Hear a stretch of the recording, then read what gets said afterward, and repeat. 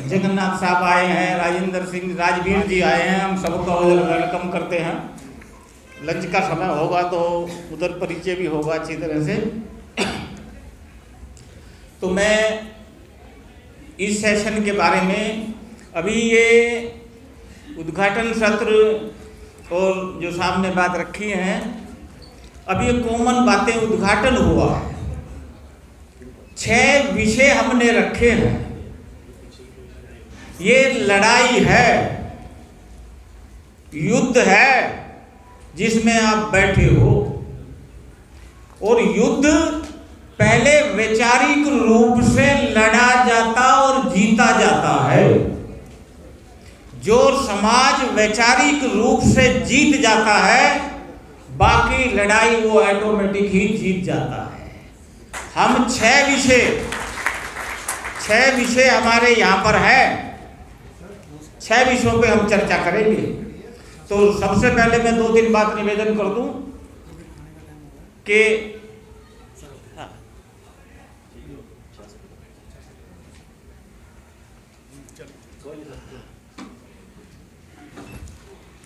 ये जो हमने महापुरुषों के चित्र लगाए हैं, आप देख रहे होंगे, इनको नमन करते हुए उधर वो हमारे साथी कोरोना में जो हमारे साथ बाजू से बाजू लगाकर लड़ रहे थे, कोरोना में वो नहीं रहे, उनको भी नमन करते हैं। और उसके बाद जिन्होंने ये कार्यक्रम आयोजित किया है, BSNS की जो टीम ने, और ये नारायणा गांव की जो मंदिर प्रबंधक टीम है, उसके हमारे बीच ये बैठे हैं प्रधान जी, मतलब इन्होंने कमाल किया है जो सारी व्यवस्था की है।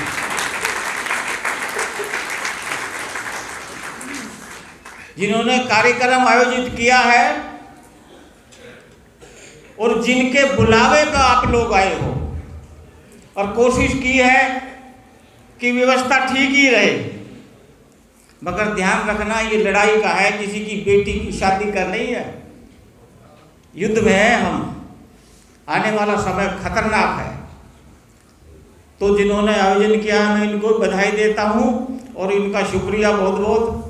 दूसरी बात, आप लोगों को क्यों बुलाया है, आप लोगों को क्यों आमंत्रित किया है?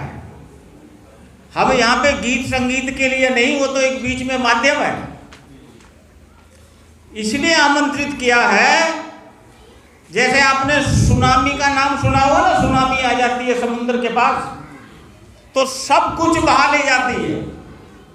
तो सुनामी आने से पहले मौसम विभाग के जो वैज्ञानिक हैं वो बता देते हैं कि सुनामी आने वाली है। जब सुनामी आने वाली को बता देते हैं तो फिर सरकार व्यवस्था करती है, लोग व्यवस्था करते हैं कि बचा जाए, लोगों को बचाओ। लोग सुनते हैं और बचते हैं। जैसे मौसम विभाग के वैज्ञानिक हैं, ऐसे ही सामाजिक विज्ञान के भी वैज्ञानिक हैं, ऐसे ही राजनीतिक विज्ञान के भी वैज्ञानिक हैं, और ऐसे ही आर्थिक विज्ञान के भी वैज्ञानिक हैं। और उन्होंने घोषणा की है कि आर्थिक सुनामी आपके ऊपर आने वाली है, सामाजिक सुनामी आपके ऊपर आने वाली है, और राजनीतिक सुनामी आपके ऊपर आने वाली है। ये बताने के लिए आपके माध्यम से समाज तक बात जाए। ये सामाजिक सुनामी जो सब कुछ हमारे को वहीं लाके खड़ा कर देगी जो 50 से पहले की हालत में थे। वो राजनीतिक सुनामी कोई अधिकार ही नहीं होगा, आने वाली है, आपको वहीं खड़ा कर देगी, आपके माध्यम से समाज तक बात को पहुंचाने के लिए। और आर्थिक सुनामी केवल रोटी की लायक ही बचोगे, कोई रोजगार आपके पास नहीं होगा। तो ये जो सुनामी आने वाली है, इसको रोकने के लिए हम मिलकर बैठे, और हमारे जो बुद्धिजीवी लोग हैं इधर नीचे भी और इधर भी, और जो जिम्मेदार लोग हैं वो मिलकर बैठे, इस सामाजिक सुनामी को रोकें, इस राजनीतिक सुनामी को रोकें, इस आर्थिक सुनामी को रोकें। इस पे चर्चा के लिए इन समस्याओं को हमने 6 विषय बनाकर इधर चर्चा के लिए रखा है, जो अब के बाद शुरू होंगे। तो इसलिए ये हम अधिवेशन कर रहे हैं। ये केवल अधिवेशन नहीं है, ये आने वाली जनरेशन को जो खतरा पैदा हो गया है उस पे चर्चा करने के लिए कार्यक्रम आयोजित है। इसके लिए हमारा आपसे निवेदन रहेगा कि जो व्यवस्था हम कर पाए हैं, यानी कि आप सबके सहयोग से ही है ये। हम किसी लाला से पैसे नहीं मांग रहे, किसी अमीर से पैसे नहीं मांग रहे, वैसे भी कोई देता भी नहीं है ऐसे कार्यक्रम के लिए, लेते हैं। हमारे बीच में हमारे साधु लोग भी आए हैं, इनका भी एक विषय है पूरा, आगे चर्चा करेंगे। तो आपसे निवेदन है कि इस कार्यक्रम में आप साथ सहयोग करेंगे, आप अनुशासन बना के रखेंगे, क्योंकि जिन्होंने शासक बनना हो उनको अनुशासन सीखना पड़ेगा। हम लोगों को बैठने का, सुनने का, समझने के लिए अनुशासित करने का प्रयास कर रहे हैं। एक और बात मैं निवेदन करूं कि बहुत से लोग कहते हैं अरे ये तो वाल्मीकियों का सम्मेलन है।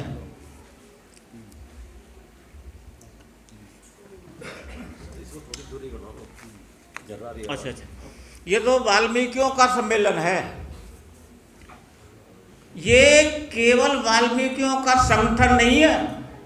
कहते हैं कि वाल्मीकियों का संगठन है, नहीं, ये SC, ST, OBC और माइनॉरिटी सबका संगठन है। ये मैं समझ।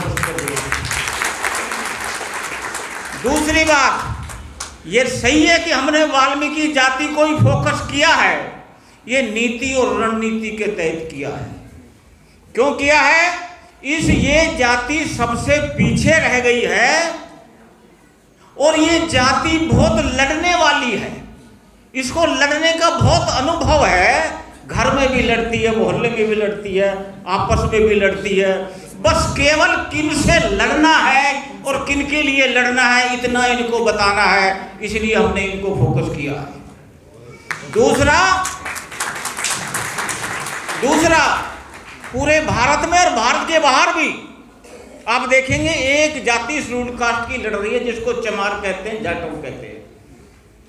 ओबीसी में अभी यादव आए हैं, थोड़े से जाट आए हैं, कुर्मी आए हैं, वो आए हैं लड़ने के लिए।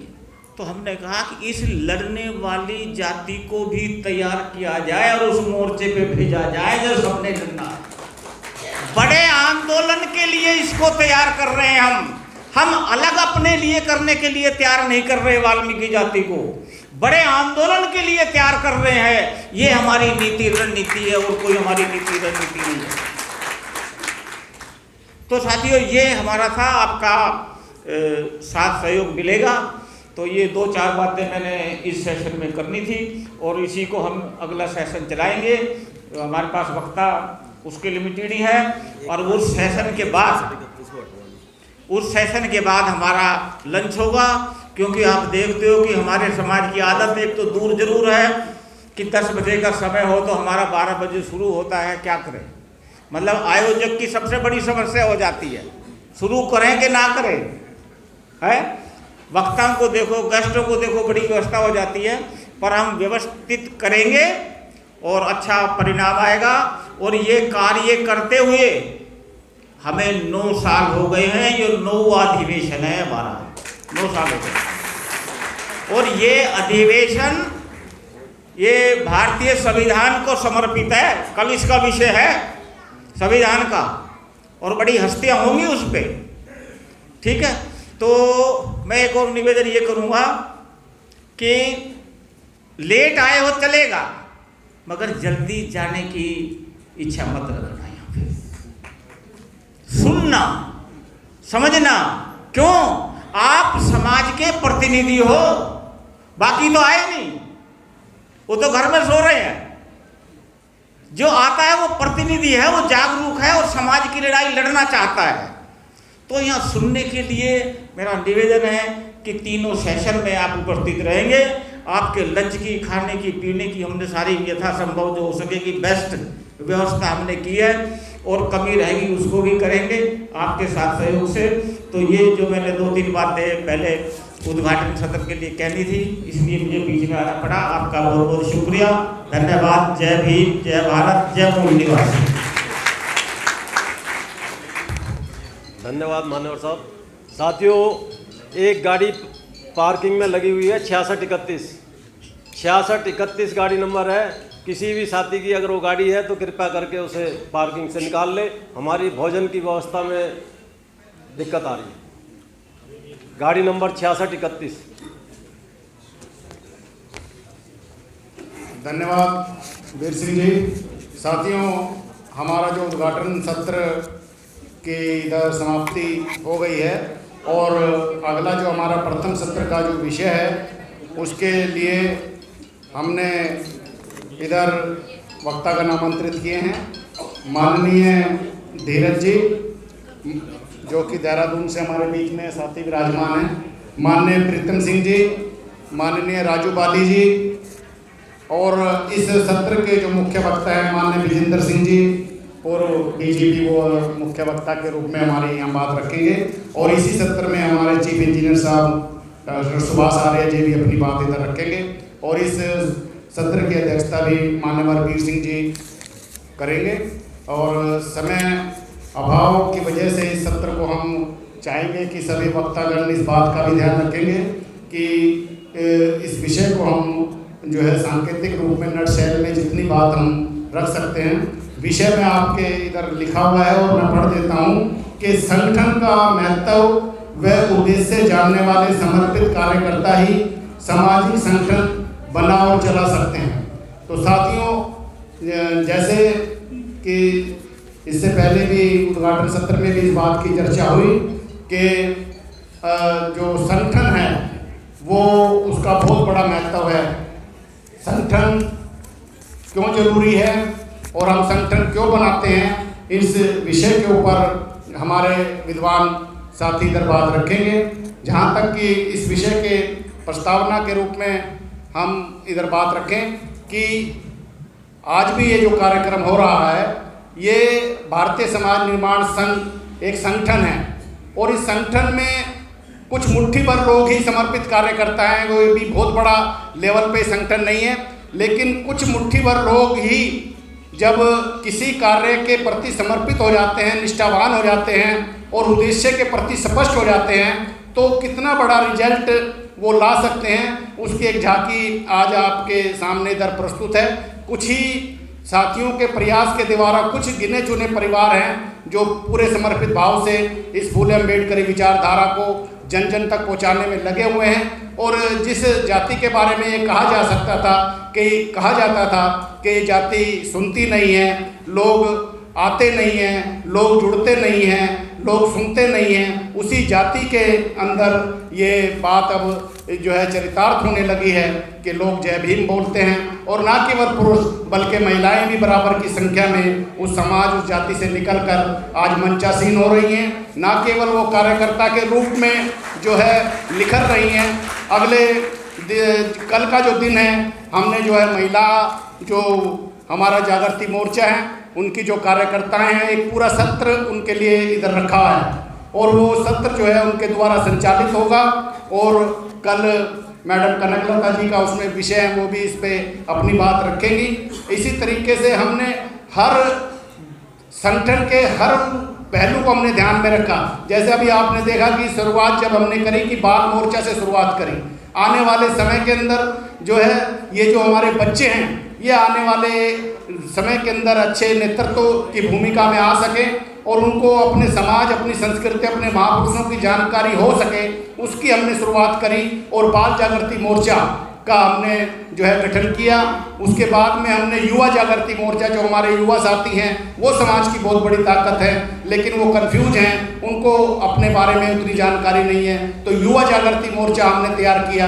उसके बाद में हमारा महिला जागृति मोर्चा है। उसके बाद में हमारा वरिष्ठ नागरिक जो है जागृति मोर्चा है। आज बड़ी संख्या में लोग जो रिटायर्ड लोग हैं, वो रिटायर होने के बाद में उनके पास में कोई कार्य ऐसा नहीं बचता कि वो कहाँ जाकर अपने जो है प्रतिभा का उपयोग कर सकें। तो हमने ये महसूस किया कि बहुत बड़ी ताकत जो है वरिष्ठ नागरिकों की है, उनका अनुभव जो जीवन भर उनके पास है उसका भी लाभ समाज हित में लिया जाना चाहिए। तो हमने वरिष्ठ नागरिक जागृति मोर्चे का जो है गठन किया और उसके साथ ही फिर हमने प्रबुद्ध जन जागृति मोर्चा जो हमारा इंटेलेक्चुअल है, हम जो थिंक टैंक है जिसकी चर्चा जो है डॉक्टर लुकमान जी भी कर रहे थे कि हमारे पास में थिंक टैंक होना चाहिए जो समाज की सुनामी को आने से पहले जो है उसका प्रबंध समाज को बता सके, उसके बारे में चिंता कर सके और समाज को बता सके। तो एज ए संगठन की जो मुख्य घटक हैं, हम उन सब लोगों को, एक हमारा जो संगठन है कि आज जो 10% के लोग हैं उनके जो साधु संत हैं, ना केवल वो धार्मिक मोर्चे पे काम कर रहे हैं बल्कि वो आज संसद तक उन्होंने अपनी घुसपैठ बनाई है और एक ऐसी विचारधारा जो कि ज़्यादा लोगों के नुकसान में है, उस विचारधारा को वो जन जन की विचारधारा कहकर प्रचारित कर रहे हैं। और धर्म के नाम पर जो है वो एक जो धार्मिक उनका जो मोर्चा है वो बड़ी कट्टरता के साथ में इस देश के अंदर हिंदू राष्ट्र की बात कर रहा है। उनके जो साधु संत हैं वो धार्मिक मोर्चे पे लड़ाई लड़ रहे हैं और एक उनकी सत्ता लाने के लिए प्रयासरत हैं। तो हमारे जो साधु संत हैं, क्या उनके जब साधु संत ऐसा कर सकते हैं, क्या हमारे साधु संत नहीं कर सकते? ये भी कर सकते हैं। तो हमने इस बात को जो है रियलाइज़ किया कि जो हमारे इस तरह के लोग हैं, जो धार्मिक प्रवृत्ति के लोग हैं, अलग अलग मत के मानने वाले लोग हैं, जो है उन लोगों को भी इकट्ठा किया जाए और उनको भी समाज के अंदर उतारा जाए।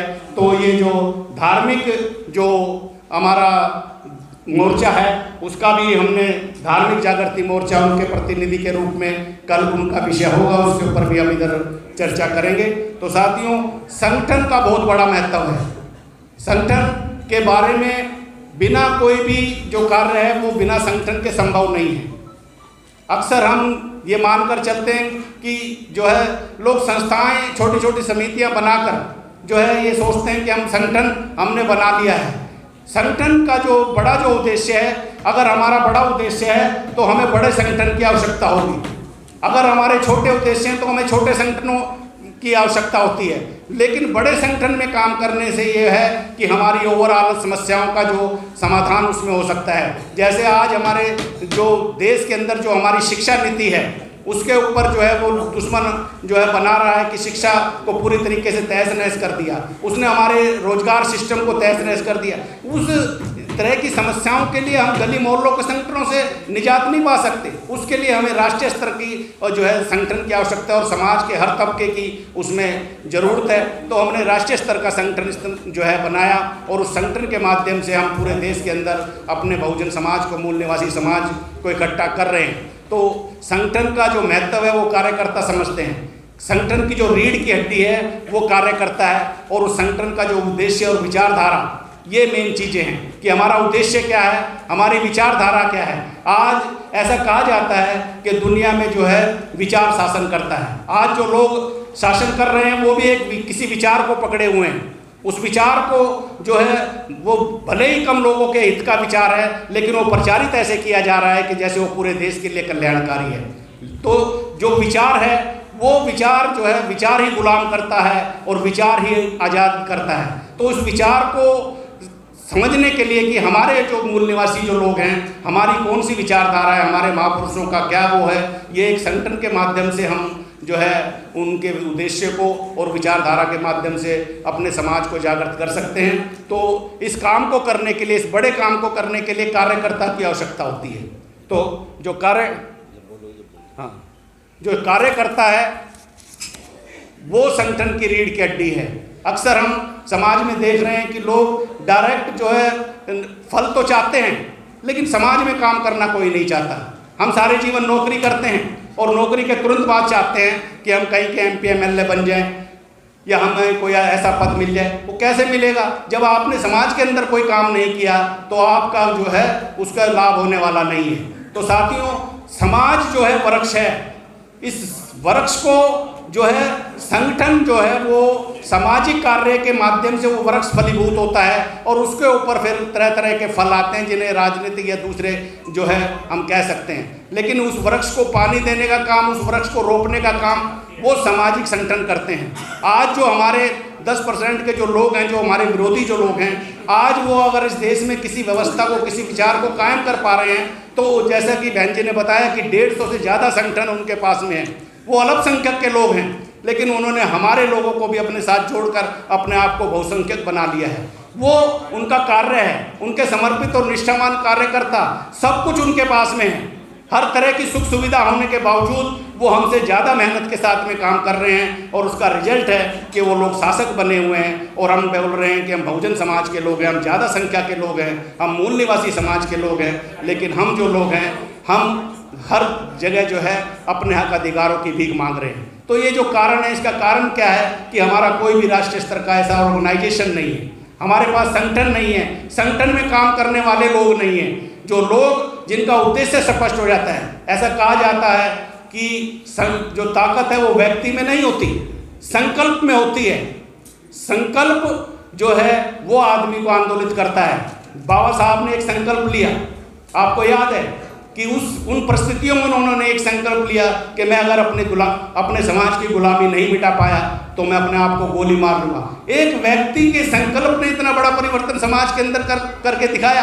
आज उस संकल्प की बदौलत आज हम यहाँ पे खुशहाल स्थिति में बैठे हुए हैं। और अगर हम संगठन और उस संकल्प के महत्व को यदि समझ लें तो हम जो है आने वाले समय के अंदर बहुत बड़ी ताकत के रूप में इधर अपना वजूद बना सकते हैं। ना केवल हम अपनी सारी समस्याओं का समाधान संगठन से कर सकते हैं, बल्कि हम इस देश के शासक और हुक्मरान भी बन सकते हैं। तो साथियों, ये विषय हमने इधर चर्चा के लिए रखा है। इस विषय की थोड़ी सी भूमिका मैंने आपके सामने रखी है।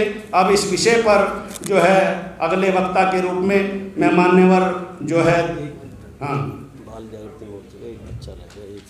अच्छा हाँ जी, ये एक रिक्वेस्ट इधर आ रही है कि बाल जागृति मोर्चे से एक बच्चा कोई अपनी बात इधर रखना चाह रहा है, तो मैं उसको आमंत्रित कर रहा हूँ। इसी बीच में मान्यवर इंजीनियर आर प्रभाकर जी ने 10,000 रुपये का सहयोग हमें किया है, हम उनका शुक्रगुजार करते हैं। इंजीनियर सुभाष चंद्र आर्य जी ने जी 4,000 रुपये का सहयोग हमें किया है। और हमारे राष्ट्रीय अध्यक्ष जिन्होंने अभी थोड़ी देर पहले ही ये बात कही कि ये युद्ध है और युद्ध के अंदर सब कुछ दांव पर लग जाता है, तो वो न केवल अपना पूरा समय, अपना पूरा जीवन इस आंदोलन में दिए हुए हैं और सहपरिवार हमारे साथ में दिन रात इधर उन्होंने लगाया हुआ है। उसके साथ ही उन्होंने आज इस कार्यक्रम में 10,000 रुपये का सहयोग हमारे राष्ट्रीय अध्यक्ष जी ने इधर दिया है। हम उनका भी आभार व्यक्त करते हैं। इन पंजाब यूनिट से हमारे साथ इंजीनियर जीत सिंह जी और उनकी टीम इधर आई है, उन्होंने 10,000 रुपये का सहयोग हमें दिया है, हम उनका भी सहयोग जो है धन्यवाद करते हैं। माननीय सरोज राणा जी जो हमारी महिला मोर्चा की अध्यक्षा हैं, हर अधिवेशन में वो हमें जो है सहयोग करती हैं।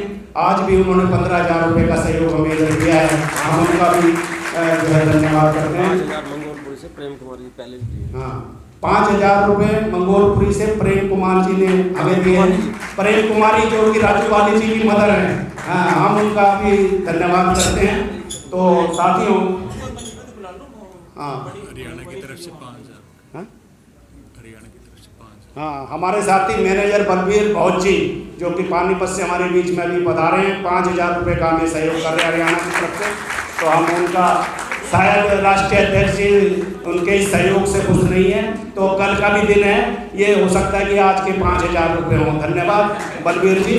तो और साथियों, हमारे बीच में प्रेम कुमारी जी जो हैं, मैं उनसे रिक्वेस्ट करूँगा कि माता जी से कि वो भी मंच पर इधर आएँ और मैं आपको ये बताऊं कि ये पूरा परिवार आई हुई है, हाँ इधर आई हुई, आ जाओ। ये पूरा परिवार जो है इस आंदोलन में जुड़ा हुआ है और इतनी एज के अंदर कैंसर जैसी भयानक बीमारी से जूझकर ये हमारे बीच में जो है, और अम्बेडकरी साहित्य की इतनी बड़ी प्रशंसक है, दिन रात जो है ये पुस्तकें पढ़ती हैं और आसपास के जिस एरिया में रह रही हैं एक कार्यकर्ता के रूप में उस एरिया में मंगोलपुरी और सुल्तानपुरी के एरिया में काम कर रही हैं, मैं उनका आभार व्यक्त करता हूँ। तो साथियों, ये कुछ चंद बातें थी और वो जो हमारा बाल मोर्चे का कलाकार है वो आपके बीच में है, वो अपनी बात रखेगा। बाल मोर्चा से क्या नाम है, नाम बताओ, वंश जी हमारे बीच में, ये कुछ अपनी बात रखेंगे। माइक दे दो भाई इनको, छोटे वाला।